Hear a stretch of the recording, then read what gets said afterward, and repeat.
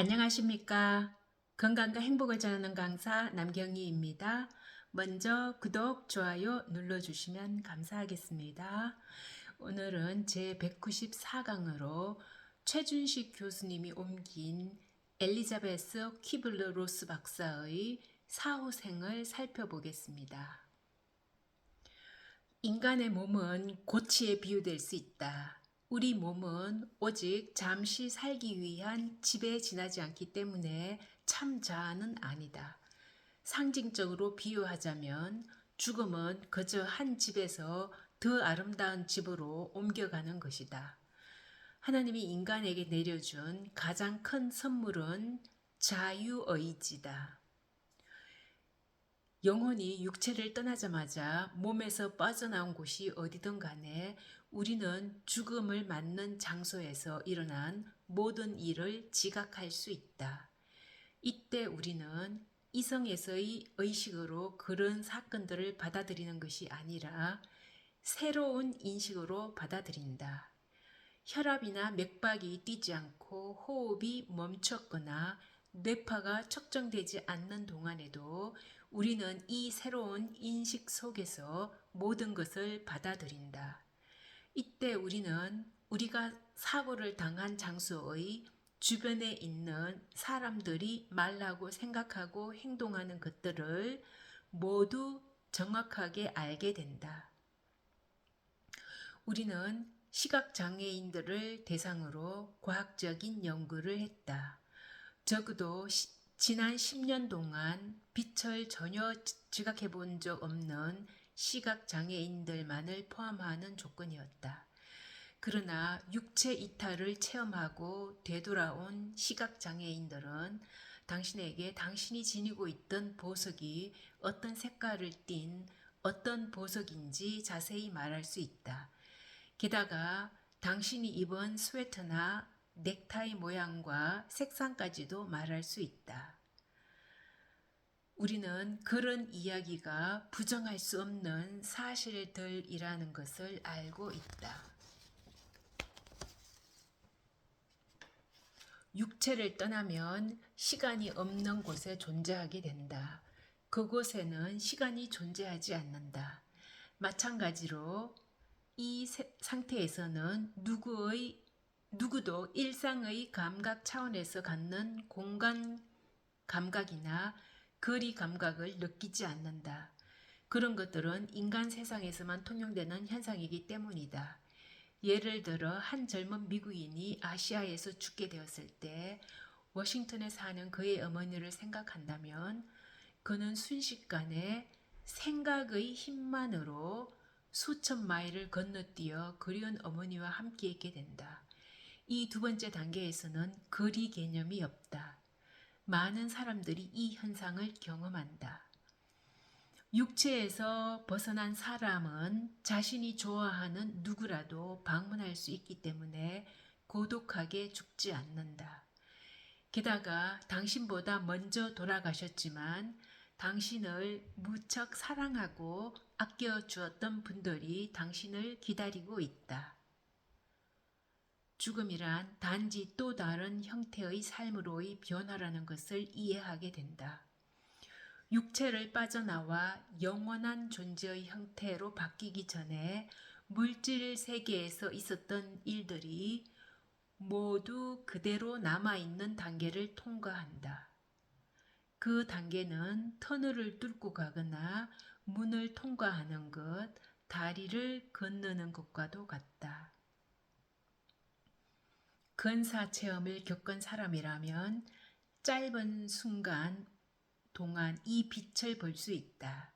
이 빛을 본 후에 그는 되돌아와야 한다. 그러나 당신이 정말로 죽을 때에는 고치와 나비 간의 연결, 즉 탯줄에 비유할 수 있느니 단절된다.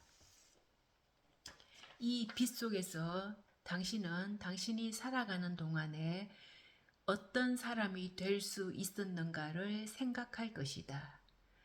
여기에서 당신은 이 빛으로부터 당신을 심판하지 않고 이해하는 조건 없는 사랑을 경험한다.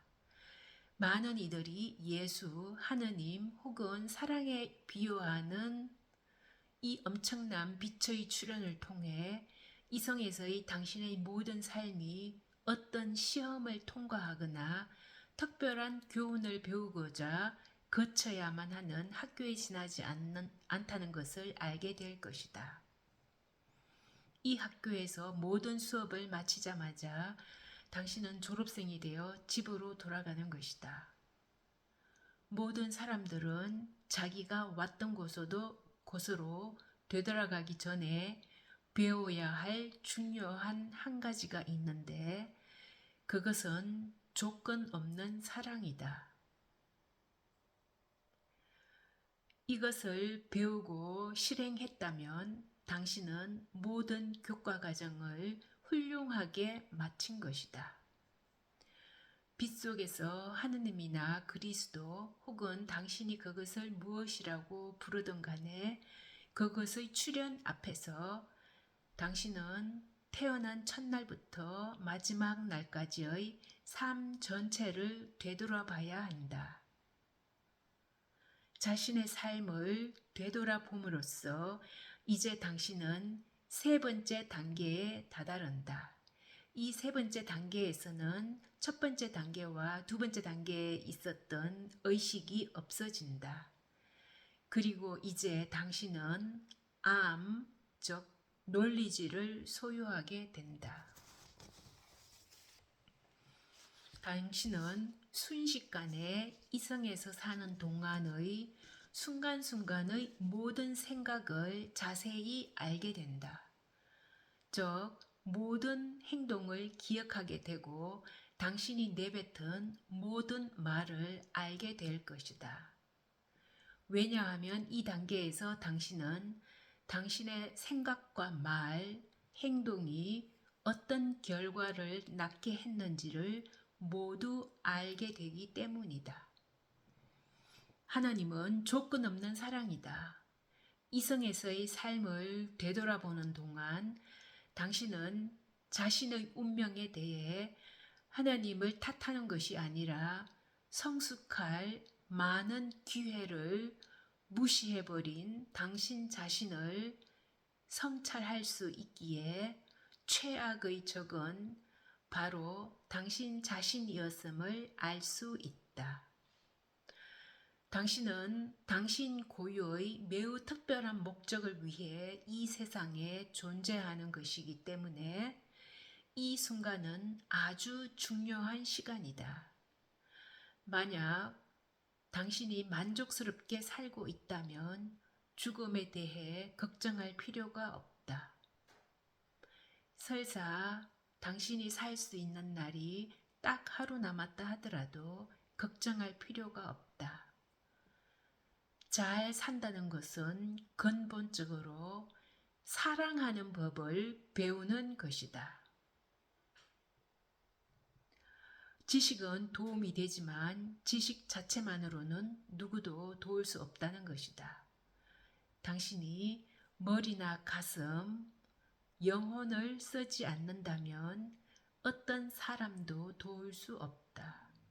모든 고난과 고뇌, 큰 손실 같은 것들은 사실은 당신에게 주어진 선물이다. 그것은 마치 강철을 쳐서 부드럽게 하는 것과 같다. 모든 것이 당신을 성장시키기 위한 기회이다. 이것이 지구라는 행성에 사는 유일한 목적이다.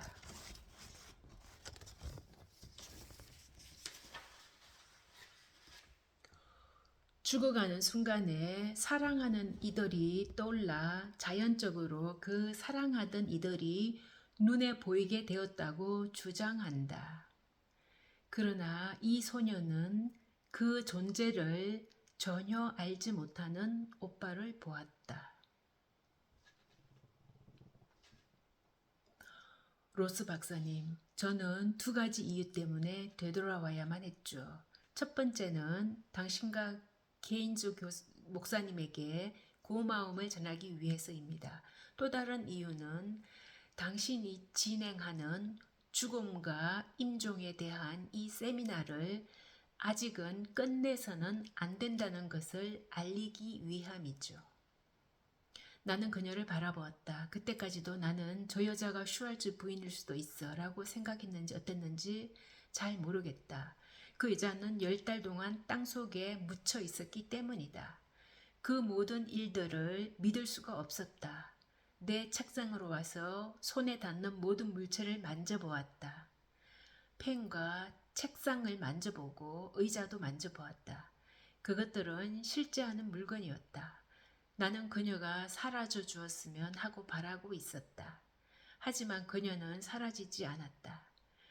그녀는 여전히 거기에 고집스러우면서도 다정하게 선 채 말했다.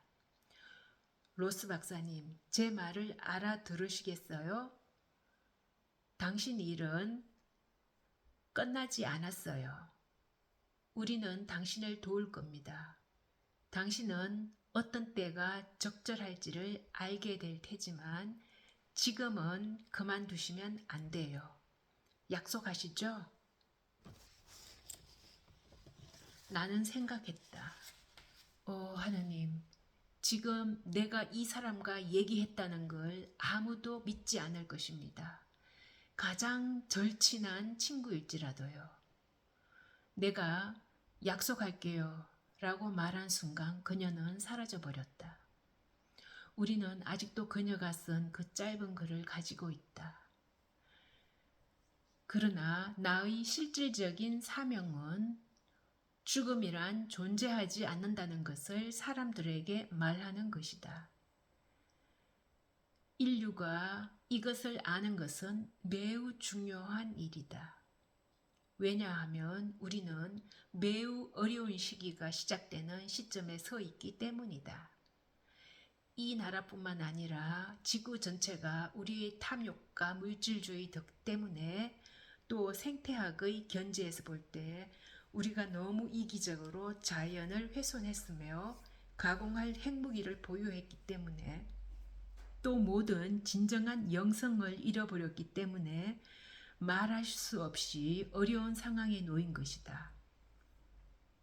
지구가 흔들리고 있다는, 아니 우리가 흔들리고 있다는, 혹은 우리가 흔들리게 될 것이라는 사실이다. 그러나 두려워해서는 안 된다. 마음의 문을 열고 두려움이 없는 매우 개방적인 상태를 유지하기만 한다면 우리는 훌륭한 통찰력과 예시를 얻을 수 있을 것이다. 내면에서 조용히 자아와 대면하는 것을 배우기만 하면 된다. 자신의 내부 자아와 대면하라. 두려워하지 않는 것을 배우라.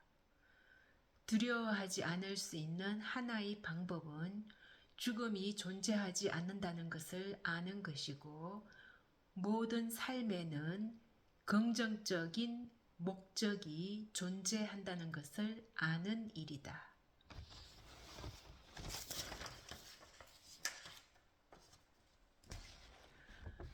당신이 가진 모든 부정적인 시각을 떨쳐버리고 삶을 대하기를 당신 자신 내부에 있는 자원과 역량을 시험하기 위한 도전으로 바라보기 시작하라. 죽었다가 깨어나 우리와 이야기를 나눈 친구들에게 들은 바로는 이런 변화를 거친 후에 모든 인간은 텔레비전 스크린과 매우 유사해 보이는 어떤 것 앞에 서게 된다. 여기에서 당신은 판결을 내리는 신에 의해 심판을 받는 것이 아니라 평생 해왔던 모든 행동과 말, 모든 생각을 되돌아보게 됨으로써 당신이 당신 자신을 심판하는 기회를 만나게 되는 것이다. 당신이 살아온 방식에 따라 자기 자신이 지옥을 만들거나 천국을 만드는 것이다. 바라건대 우리는 과학기술과 물질주의 시대에서 순수하고 진정한 영성이 가득한 새로운 시대로 옮겨가야 한다. 이것은 단지 어떠한 종교에 매달리는 종교성을 의미하는 것이 아니라 영성을 의미한다. 영성이란 우리보다 훨씬 위대하며 우주를 창조하고 삶을 창조한 어떤 존재에 대한 깨달음을 뜻한다. 우리는 그 위대한 존재의 중요하고 의미 있는 부분이기에 그 존재가 진화하는 데 이바지할 수 있다. 나는 아주 확실하게 환자의 몸은 껍질이라고 생각했고 내가 사랑하던 환자가 더는 그 껍질 안에 있지 않다는 것을 알았다. 과학자로서 나는 이것을 설명할 수 없었는데 만약 슈왈츠 부인이 아니었다면 이런 관찰들을 중도에 멈추고 말았을 것이다. 그녀의 남편은 정신분열증 환자였다. 남편이 발작을 일으킬 때마다 아이들은 하나둘 가출해 버렸고 이젠 막내 아들만 남았는데 남편은 하나 남은 막내 아들마저 죽이려 했다. 슈왈츠 부인은 자신이 일찍 죽는다면 그녀의 미친 남편 때문에 막내 아들의 생명이 위험해지리라 생각했다. 결국 법률구조협회의 도움으로 우리는 그녀가 이 아이의 양육권을 한 친척에게 양도할 수 있도록 조치를 취할 수 있었다. 이제 그녀는 더 살 수 없게 되더라도 적어도 어린 아들이 안전하다는 것을 알고 새로운 자유와 안도감을 느끼며 병원을 떠났다. 그런데 그런 그녀가 거의 1년 후쯤 우리 병원에 돌아와서 근사 체험을 이야기해 주었다. 지난 몇 년 동안 이런 경험들이 책과 잡지에 소개되면서 일반인들에겐 꽤 알려져 있었지만 우리가 경험한 것은 인디애나의 지방병원 응급실에 입원했을 때 일어난 일을 이야기해 준 슈왈츠 부인이 첫 사례였다. 한 간호사가 병실로 들어와 그녀를 한번 바라보고 나갔다. 바로 그 순간 그녀는 차분하고 평화스럽게 침대 위로 몇 미터를 날아올라 육체를 벗어나 떠도는 자신을 발견했다. 자신의 몸을 내려다보면서 그녀는 경외감과 놀라움을 느꼈지만 두렵거나 불안하지는 않았다. 자기 고집을 부리지 않고 자기 이익을 내세우지 않고 진정한 사랑을 이해하는 존재가 될 수 있다.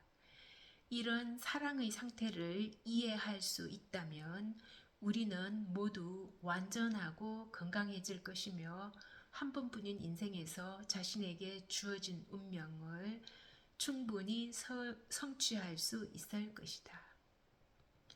오늘은 여기까지입니다. 감사합니다.